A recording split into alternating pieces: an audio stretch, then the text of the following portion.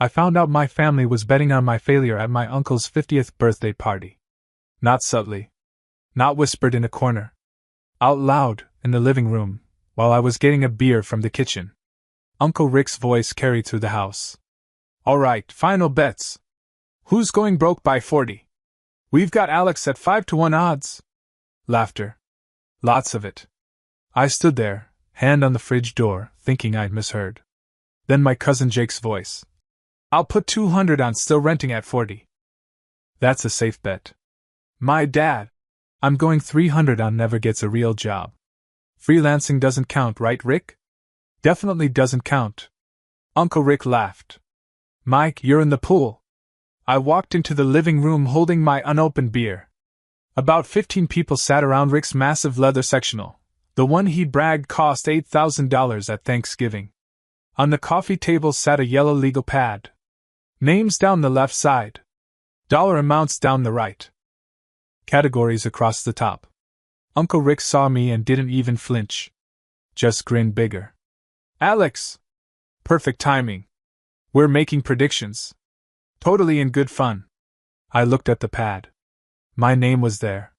Third from the top. Next to it. Broke by $4,500, Rick, still renting $200, Jake, career failure $300, Mike. My dad. My dad had bet $300 that I'd be a career failure. It's just jokes, Rick said, seeing my face. We're all rooting for you, kid. But you gotta admit, the odds aren't great. Jake laughed. Come on, cuz. It's funny. Don't be sensitive. I looked around the room. My aunts. My uncles. Cousins I'd grown up with. All watching to see how I'd react. My mom sat in the corner, looking uncomfortable but silent. Only Grandma Helen wasn't laughing. She sat in her chair by the window, shaking her head. I think this is cruel, she said quietly. It's tradition, Rick said. We did this for Jake's 30th. Remember? We bet on whether he'd finish his MBA. He proved us wrong. That's different, Jake said. That was motivational. So is this. Rick gestured at the pad. Alex, prove us wrong. We'd love to lose this money. I stood there, beer in hand, looking at my name. At the dollar amounts. At my family casually gambling on my failure. You know what? I said. I need to grab something from my car. I walked out. Got my phone. Came back. Nobody had moved. They'd gone back to chatting, the betting pad still on the table. I took 4 photos. Different angles. Made sure every name was visible. Every dollar amount. Every cruel category. Rick noticed. What are you doing? Documenting. Documenting what? This. All of it. For later. I grabbed my jacket from the hall closet. My mom finally stood. Alex, honey, don't leave like this. Like what? I'm just going home. They didn't mean anything by it. Mom, Dad bet $300 that I'll be a career failure. Rick bet $500 that I'll be broke. That's not nothing. Rick came into the hallway. Kid, you're overreacting. It's a joke. Do you have a betting pool about Jake failing? About anyone else? Silence. Yeah. That's what I thought. My dad appeared behind Rick. Don't be dramatic. This is family. We're allowed to tease. I turned back. Looked at this man who'd told me at 18 that computer programming wasn't a real career path.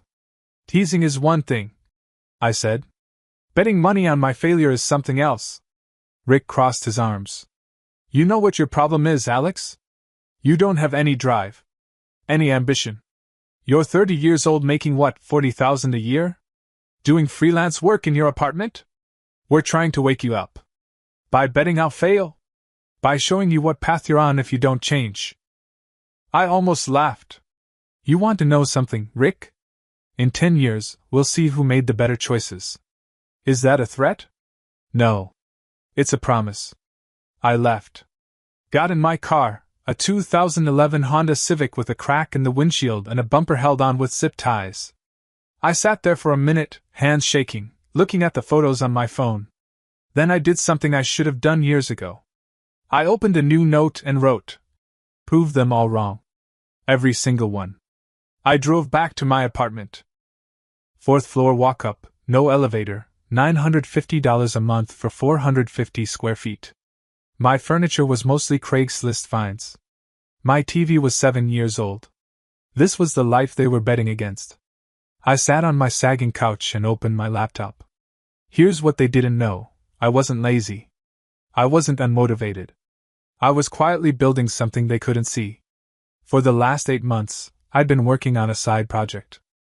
A project management tool for freelancers like me who couldn't afford fancy enterprise software but needed something better than spreadsheets. I'd been coding it nights and weekends. Testing it with freelancer friends. Getting feedback. It wasn't ready yet. But it was mine. That night, I stayed up until 4 a.m. working on it. Not because I was angry, though I was, but because Rick's words had lit something. No drive. No ambition. I'd show him drive. Next morning, I texted my mom. I need space from family events for a while. She called immediately. I let it go to voicemail. Her message.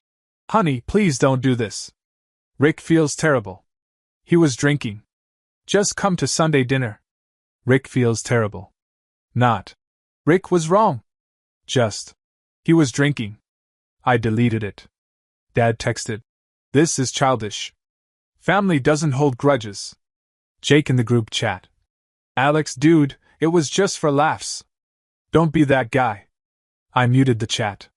Only Grandma Helen called. I answered. Alex, sweetheart. I'm sorry about yesterday. That was wrong. Thanks, Grandma. I didn't participate in that pool. I want you to know that. I know. I saw. When you succeed, and you will, I want a front row seat. Deal. I set the betting pool photo as my phone wallpaper. Not to wallow. To remember. Every morning when I unlocked my phone, I'd see it. My family's bet that I'd fail. And every morning, I'd choose to prove them wrong. The next 3 months were brutal. I kept freelancing, needed rent money, but cut everything else. No going out. Ramen became a food group. Every spare hour went into my project. I named it Task Flow. My friend Devin was the first real test. He was a freelance designer, perpetually drowning in client work. Dude, he said, clicking through the interface. This is clean. Really clean. You think it's useful? I'd pay for this right now. That stopped me. You would? $20 a month, easy. For something that actually works? $20 a month. From one person. That was something. I launched TaskFlow on a Tuesday. Posted it on Product Hunt. Dropped it in freelancer forums. No budget for ads. No fancy marketing. Just, I built this because I needed it. Maybe you do too. First day, 3 signups. 2 were friends being nice. 1 was a stranger. Second day, 12 signups. Third day, 8. By the end of the first week, 47 users. Almost all paying $20 monthly. That was $940 per month. Actual money from strangers who found value in something I'd built. Rick had bet $500 I'd be broke by 40. I was making $940 monthly from a side project I'd built, while my family laughed. I took a screenshot of the Stripe dashboard. Put it in a folder labeled Progress. Right next to the betting pool photos. By month 3, TaskFlow had 220 users. $4,400 monthly revenue. By month 6, I made a decision that would have made my family lose their minds. I quit freelancing. Went full-time on TaskFlow. My mom called that month. Haven't seen you at Sunday dinners. Is everything okay? Everything's great, Mom. Are you still upset about Rick's party? Still upset? Like it was minor. I'm not upset. I'm just busy. Busy with what? Projects. Well, when you have time, come visit. I didn't visit. Instead, I worked. 16-hour days. Adding features. Talking to users. By year 1, 800 paying users. $16,000 monthly revenue. After expenses, I was netting $12,000 per month. More than triple my freelancing income. I moved to a better apartment. Bought a reliable car. Small upgrades. Nothing flashy. But earned. I looked at that betting pool photo every morning. And smiled. Because I was winning. Year 2 was when everything exploded. January, 1,000 users. March, 2,000. June, 4,500 paying users. $90,000 monthly revenue. I hired my first employee. Then my second. Rented office space. Then in August, an email I almost ignored. A larger company wanted to talk acquisition. The meeting was straightforward. Their CEO, Jennifer. We've been tracking your growth. You've carved out a niche we can't reach. Freelancers love you. We'd like to buy TaskFlow. I kept my face neutral. What kind of offer? $2.5 million. Half up front, half over 2 years as you hit milestones. I nodded like I heard numbers like that every day. Can I think about it? Take a week. I called Devin. They offered $2.5 million. What? That's life-changing money. It was. Generational wealth. Never worrying about rent again. Proof. We negotiated for 2 weeks. Ended up at $2. $7 million with better terms. The day the contracts were signed, I watched them wire $1. $35 million into my account. Mine. I walked out and stood on the sidewalk. 33 years old. Self-made millionaire. Built without my family's help. Or knowledge. I pulled out my phone. Looked at the betting pool photo one last time. Rick had bet I'd be broke by 40. Dad had bet I'd be a career failure. Now it was time to collect. I didn't tell anyone about the acquisition for 2 weeks. The wire transfer sat in my account like proof of a different life. $1. $35 million. Real money that meant I'd never worry about rent again. Devin was the first person I told in person. How does it feel? He asked. Weird. Like I'm waiting for someone to take it back. That's not going to happen. You earned this. I keep thinking about that party. Rick saying I had no ambition. Rick's an idiot. Yeah, but on paper, I was exactly what they thought. 40,000, shitty apartment, dying car. On paper, Devin said. But you were building something they couldn't see. The transition was smooth. I stayed on managing TaskFlow with their bigger team. Moved to a nice condo. Bought a car that didn't make concerning noises. Small changes. But each one felt like shedding skin. My phone stayed mostly silent from family. 3 years of minimal contact had become normal.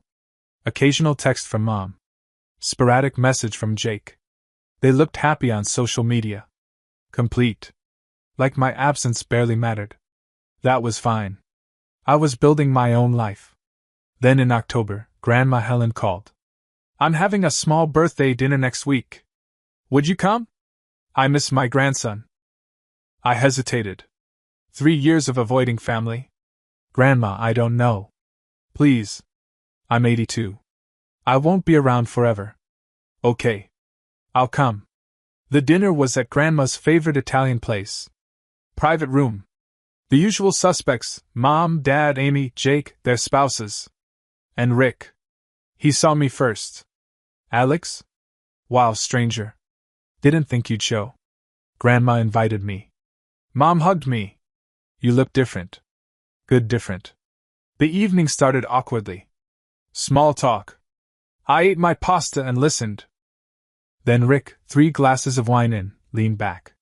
So Alex, what have you been up to? Still doing the freelance thing?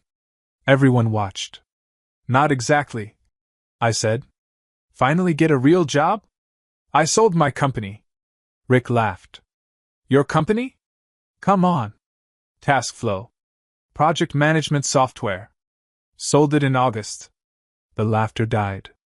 Wait, you're serious? Yeah. Jake leaned forward. You had a company? Since when? 3 years. Built it from scratch. Got acquired. Dad set down his fork. How much? A few thousand?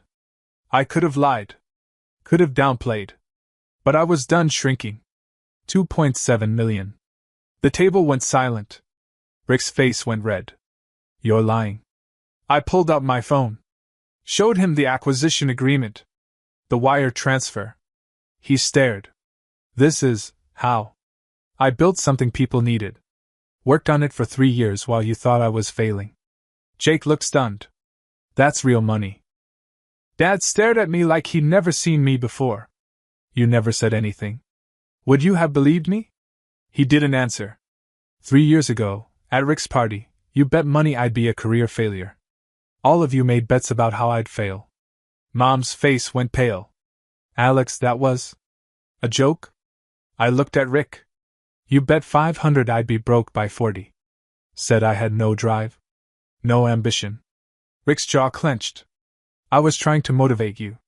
By publicly humiliating me? I have the photos. I pulled them up.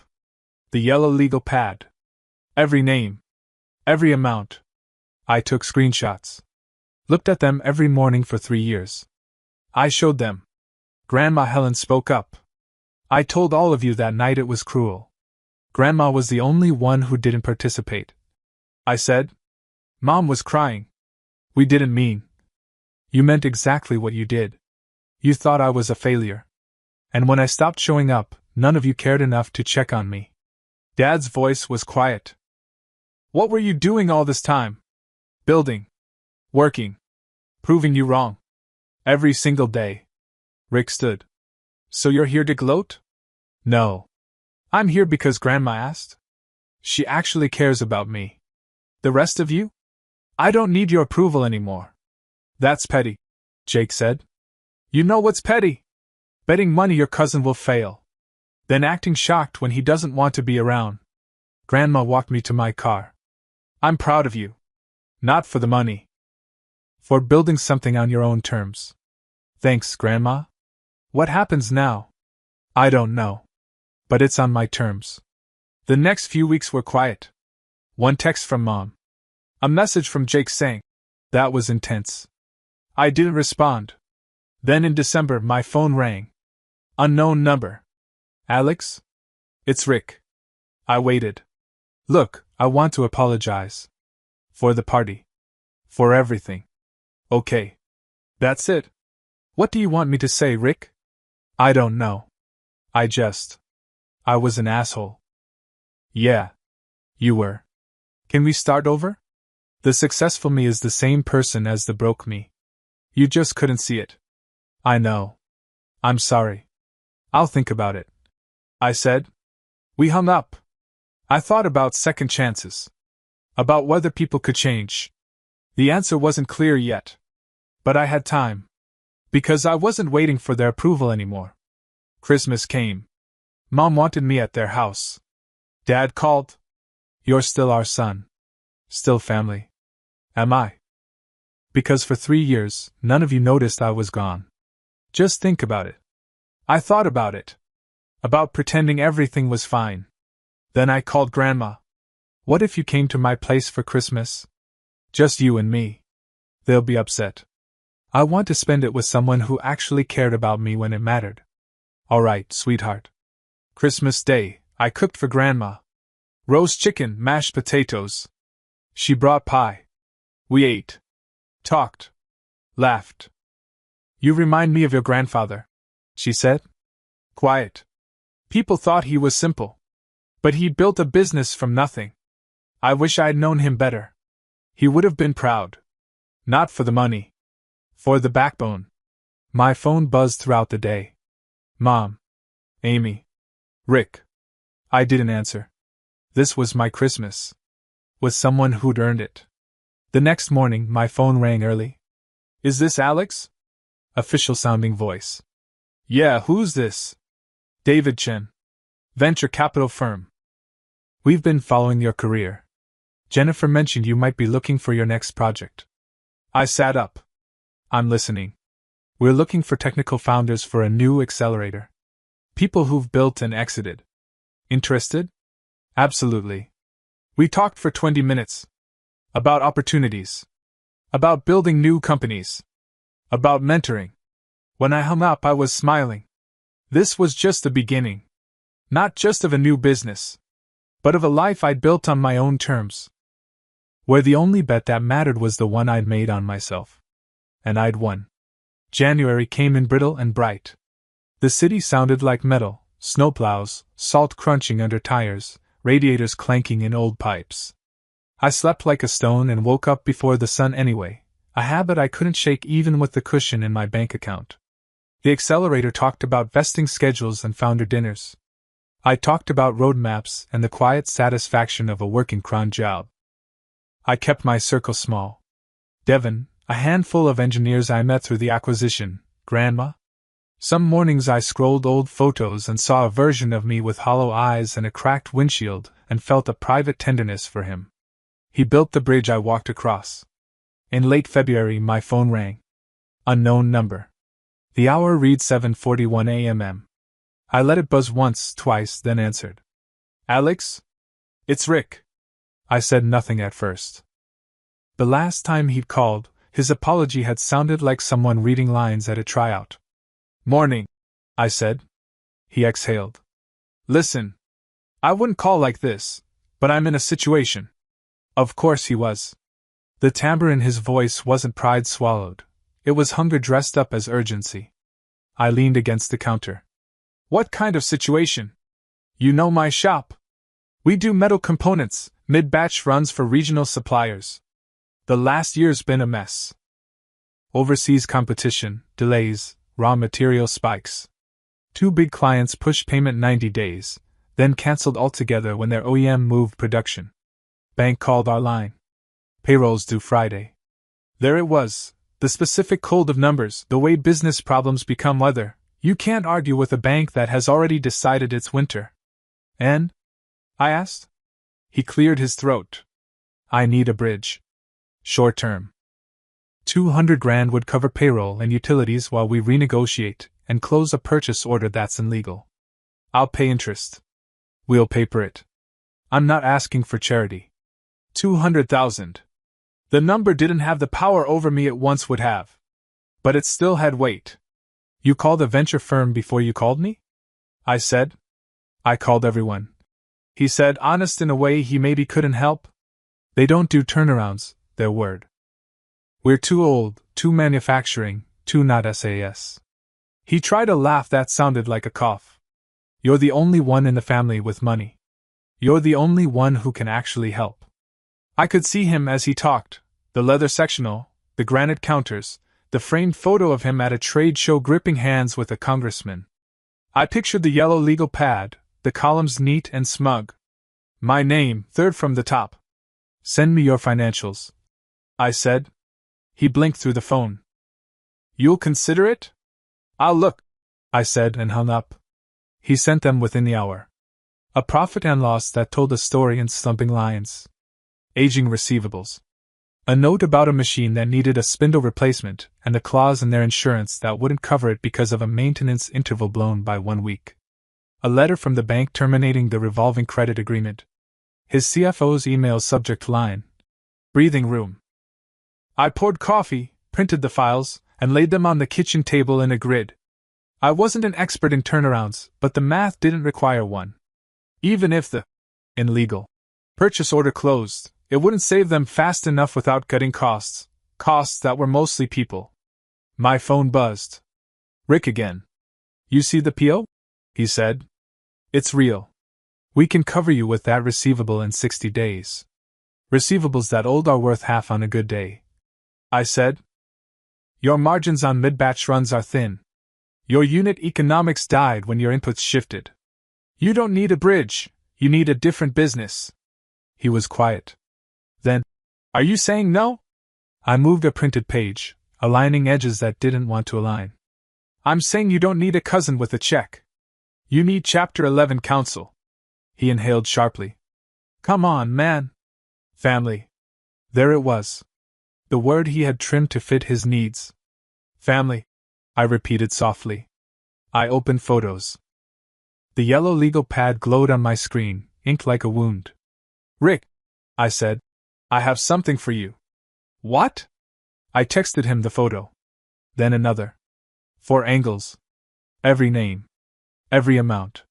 The category written in block letters like a headline. Broke by 40. My name. His bet. I typed a caption beneath the last image. Bad bet. Good luck. I hit send and set the phone face down. For a minute the apartment was very still. The refrigerator clicked on. Outside, a delivery truck sighed.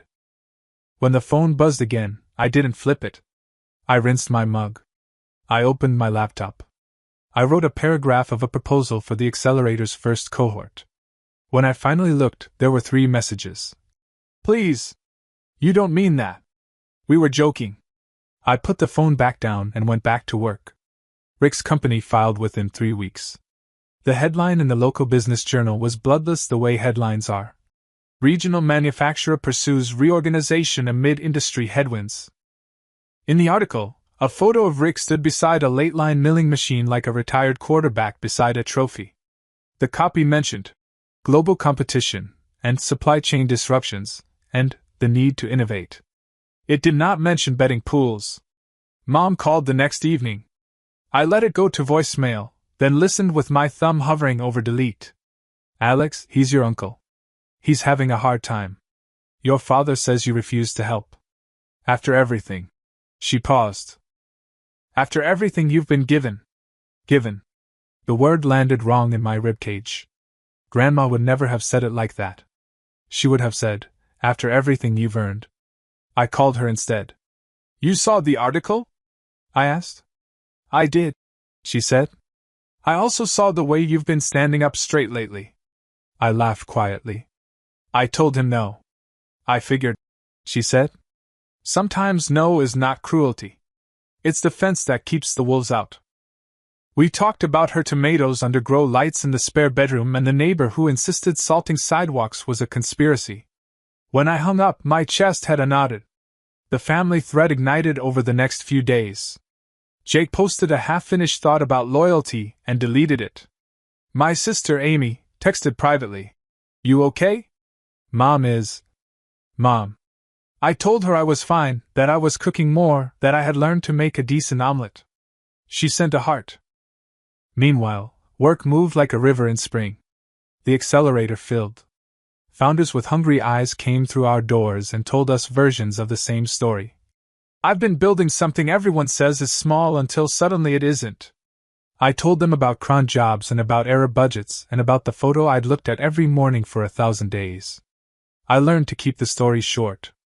I learned to let the useful part be the part about building anyway. One night I dreamed of the legal pad and woke at 3:12 a.m. I padded to the window and watched snow fall beneath a streetlight that flickered at the edge of its own patience. In the glass, I caught my reflection. He looked, finally, like someone who could be the main character in his own life. The next afternoon, I ran into Dad by accident, which is a funny word for something that felt, on some level, like gravity doing slow, inevitable work. I was leaving a coffee shop. He was entering, tugging at a scarf he'd owned since my junior year of high school. We both froze. Then he smiled with his mouth and not his eyes. Alex. Hey, Dad. We did the awkward dance of humans remembering choreography they'd never learned. He gestured to a table. I followed, less to be agreeable and more to see if I could do this without my pulse sprinting. He ordered black coffee. I ordered tea I wouldn't finish. We stared at the little tent sign advertising a pastry and pretended the company of flaky dough could make us less breakable. I read about Rick, he said. Me too. You could have helped. I set the tea down. You know his numbers don't work. He fidgeted with the cuff of his jacket. Family helps anyway. Family also bets $300 their son will be a career failure. I said calmly. Family stays quiet while the room laughs. He flinched like I pushed him with 2 fingers. I was wrong. I didn't say yes or finally or you were. I let the silence catch its breath. He tried again. I didn't understand what you were building. You didn't have to. I said. You just had to not humiliate me. We both looked down. A long minute walked by. When it was far enough away, he said, I'm sorry. 2 words. I'd imagined them in 100 voices. The one he used was small and real. It wasn't enough to rearrange the past. But it was enough to set a pin in the map. Thanks, I said. He swallowed. Your grandmother's not feeling great, he added, like sorrow needed a chaperone. She won't tell anyone. You know how she is. I'll go, I said. Tell her I said. He stopped. No. I'll tell her myself. We paid separately. On the sidewalk, the light had turned the color of old pewter. He hugged me, then let go first. As he walked away, I could see the outline of the man who had taught me to ride a bike and the outline of the man who had circled the dollar figure next to the words. Career failure. People contain multitudes. Sometimes they even contain apologies. Grandma's apartment smelled like lemon oil in the bingo hall. A ceramic cardinal sat on the sill like a sentry. She opened the door before I knocked twice. There's my favorite startup, she said, and I laughed and kissed her papery cheek. We ate soup at her tiny table and talked about nothing important. When the bowls were empty, she reached across and took my hand. You don't have to be the one who absorbs everyone's lesson, she said. I frowned. What do you mean? You're doing what men in this family have always done, take hurt and turn it into work. It's a fine alchemy. It buys houses and pays for braces. But don't let the past choose the size of your future. I looked at her small, fierce face. I don't know how to do anything else. You do, she said. You just forgot. You liked drawing when you were little. You copied the Sunday comics with a seriousness that made me leave the room. I haven't drawn in years. So draw, she said. Not to prove. To learn what you're like when you're not responding. I bought a cheap sketchbook on the way home and was terrible for 12 pages. Then something unclenched, and the pencil started making choices my hand respected. It was small and private and felt like finding a room in a house you thought only had 4. March thickened into April. The accelerator launched. 2 of our teams shipped products that were obviously going to move the air. I said little. I answered pointed questions. I remembered how to listen until someone else heard themselves. Rick texted once, the sort of message that apologizes without touching the thing it did. No hard feelings. I stared at it and thought about how people talk like that when the feelings were never soft to begin with. I didn't reply. On a Sunday, Mom called while I was drawing a pair of hands. We're doing dinner next week for your father's birthday, she said. It would mean a lot if you came. To her credit, she didn't add please. She'd stopped pleading and started letting air into the space between us. It's hard to inflate a balloon that someone else is pinching. I'll come, I said. She exhaled her relief into the phone like a secret. At dinner, Rick wasn't there. His lawyer was. He explained Chapter 11 to my parents as if it were a parlor game. You keep the good dishes, you give away the broken ones, you convince the bank that chips are part of the pattern. Mom nodded too fast. Dad watched me when he thought I wouldn't notice. After cake, I took plates to the sink and felt a presence beside me. Amy. You're handling this freakishly well, she said. I draw now, I said deadpan. She laughed and bumped my hip. You should meet my friend Priya. She runs ops at an edtech that needs someone who's good at telling founders to calm down. You're gifted at that. I'll think about it. You always do, she said fond. We loaded the dishwasher with the choreography of people who had done it in silence for years. When I left, Dad hugged me again. It felt less like ceremony and more like practice. Summer came in a green rush. The accelerator held demo day in an old theater that still smelled like velvet. Founders in sneakers and conviction flashed their slides. Investors nodded the nod that means maybe. When it ended, I stood in the wings and watched our teams turn into something you could point at. The next morning, a letter arrived addressed by hand. I recognized Rick's slanted caps. Inside, a check for $1,000. For the bet, the note said. Interest not included. I can't afford it. There was a coffee ring on the corner. I set it on the table and stared at it a long time. It was exactly wrong and exactly right. Pay back for a thing that had been metaphor, interest-free in the only way that matters. $1,000 wasn't restitution. But it was a crack in the wall a person builds around their own worst day. I mailed it back with a sticky note. Keep it. Put it towards severance for whoever answers your phones. 2 weeks later, Rick called again. I almost didn't pick up, but some impulses deserve sunlight. I sold the house, he said without preamble. The leather couch went on Facebook Marketplace. A guy haggled me down $70 and I let him because I was too tired to explain value to a stranger. I surprised us both. I'm sorry. He cleared his throat.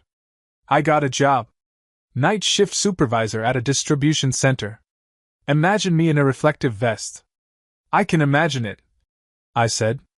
I'm glad you're working. He was quiet. Then, you don't owe me anything. I know that now. But if you ever have a use for someone who knows how to make things move from point A to point B in any weather, well, I can do that. I thought of the founders in our cohort, their scrappy logistics, the way a pallet left in the wrong corner can cost a small company a week of runway. Send me your resume, I said. And be honest in it. No congressman photos. He laughed in a way that hurt. Deal. In August, Grandma went into the hospital for tests. If you've ever had a grandmother, you know that tests is a word made of fog. I sat by her bed while a machine blinked like a polite metronome. Draw me, she said. Now? Before my nose decides to try something experimental. I opened the sketchbook and tried to catch the intelligence in her eyes without being sentimental. When I showed her, she nodded once. That's me, she said, satisfied. She died 2 weeks later at dawn. The sun came up anyway, show off that it is. At the funeral, the family did what families do, carried casseroles into rooms, told stories in clusters, whispered about who had gained weight, who had lost it, who had not cried and what that meant. Rick stood by the coffee urn refilling cups like he could pour his penance. After the service, the lawyer read her will in a voice that had done this too many times to be meaningfully moved. She left me her cardinal, her recipe box, and a letter I didn't open until midnight. In it she wrote, "Do not spend your life answering a question someone else asked in a voice you didn't choose. Spend it asking better ones." I slept with the letter beside the bed like a lighthouse. Grief rearranges the furniture in a room you thought you knew in the dark. I went to work because work had corners. I cooked the recipes in Grandma's box one by one. I learned that her handwriting meant more garlic than this. In September, Jake texted, "We need to talk." I braced for a defense of the old ways. Instead, he asked to meet at a modest bar with good lighting. "I'm starting over," he said, chewing on a napkin because nerves need props. "The MBA taught me how to talk like I knew things. It didn't teach me how to actually know them." "What do you want to do?" I asked. "Small. Real. A service business that doesn't pretend to be a media company with a shop." He grinned sheepish. "I want to build backyard sheds." He waited for me to laugh. I didn't. He continued. "Custom. Local. Good materials. Transparent timelines. No $8,000 couches." I felt something unclench. There are 1,000 kinds of courage. One is deciding the word. Ambition can mean being excellent quietly. I can help you set up a schedule and a simple CRM and a cash flow model that won't kill you, I said. In return, you'll build me a shed with a window that makes morning look like a promise. He blinked fast. Deal. We shook hands like men in old movies who remember the stakes. At home that night, I took the photo of the legal pad off my lock screen for the first time in 3 years and 9 months. I didn't delete it. I moved it to an album called Artifacts. There's a difference between a scar and a map. 2 weeks later, the Accelerator's partners asked me to keynote our next event. "Tell the story," they said. "The one about building anyway." On stage, I didn't talk about the acquisition or the number that had changed my life. I talked about the morning routine of ordinary work. I talked about how humiliation infiltrates a person's codebase and how, if you're not careful, you'll ship a whole version of yourself just to prove someone wrong who isn't even watching. I said, "Build from love when you can. When you can't, build from something steadier than revenge. Revenge is rocket fuel. It will get you off the ground. It will not land the plane." After, a woman in a thrifted blazer said, "I didn't know how to articulate that." I've been sprinting for a ghost. I think I'll slow down. I told her slowing down is a kind of speed that lasts longer. Rick didn't come to the event. He sent a text the next day. Got promoted. Day shift. Less money. More sleep. I thumbs-upped it like a middle-aged man and then called him like a better one. Proud of you, I said. You are? Yes, I said. Because you stopped pretending the map was the territory. He was quiet. Then, I printed your text. The bad bet one. It sits by my keys. Not as punishment. As a reminder about the math of words. Words have math. He'd learned that late. But he'd learned. Winter rolled back in with its 1,000 shades of gray. On the anniversary of TaskFlow's acquisition, Jennifer sent a bottle of champagne with a note that said simply, "Still the right bet." I opened it with Devin on the fire escape like we were still 22 and invincible. We weren't. We were better, breakable, and deliberate. My shed arrived in March. Jake and a crew of 2 put it up in a day with the noiseless competence of people who respect wood. The window did make morning look like a promise. I set my desk by it and hung Grandma's cardinal above the frame. On the shelf sat her recipe box and the sketch I'd made of her in the hospital, framed cheaply and perfectly. Sometimes I sat out there and drew. Sometimes I wrote curriculum for the accelerator and answered emails with the cadence of someone who understands that not every ping is a crisis. Sometimes I did nothing but watch the light travel across the floorboards like a pilgrim. Family dinners became bearable. Then occupied. Then occasionally good. Mom learned to ask questions that weren't exams. Dad started sending me links to articles about things he didn't understand with the subject line. Explain like I'm me. We never said the words legal pad out loud. But we lived like we had, and sometimes that's enough. On my 35th birthday, a small box arrived without a return address. Inside, the yellow legal pad, or what was left of it. The first page torn away, the cardboard backing dented with old ink. A note clipped to the top. Bad bet. Good lesson. R. I took it to the shed and set it on the shelf beside artifacts. I stood there a long time, hand on the spine of a ghost that had been turning pages in me for years. Here is the truth no one tells you about winning. It doesn't feel like the fireworks. It feels like making coffee in a kitchen you chose, calling your grandmother on a Sunday, helping a cousin build a shed without once mentioning wood in a metaphorical tone. Here is the other truth. I did send the screenshot. I wrote bad bet. Good luck. People will call that petty. People who have never had to become their own weather always think an umbrella is an attitude problem. I keep the screenshot.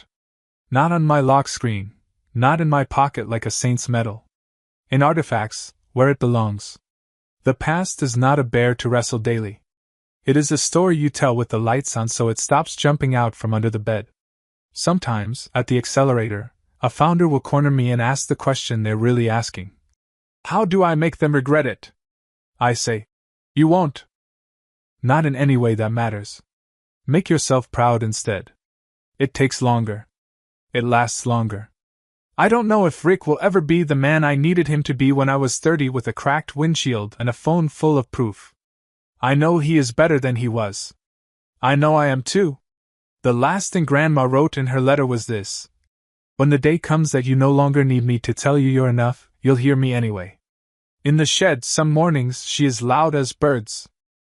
One evening I walked past a mirror and saw a man who had not been chosen by the room but had built a room anyway. I looked like someone whose phone might buzz and whose heart might not race. It did buzz. Amy. A photo of my shed at dusk, warm as an invitation.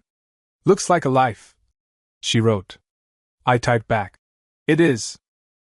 And if one day a boy unlocks his phone in a small apartment and sets a photo as his wallpaper because the world has told him its bets, I hope he meets a version of me who will tell him this. You owe them nothing but your work and your boundaries. Build anyway. Build from something steadier than spite. Build until the measure of your days has nothing to do with who is laughing on a leather couch and everything to do with where the light lands at noon. The wager that mattered is the one I keep making, that I can live well and kindly on my terms. That I can forgive without forgetting. That I can stop answering questions I didn't ask and start asking better ones. It pays out daily. Sometimes in cash. Mostly in mornings. That's the lesson. That's the ending. The rest is just interest.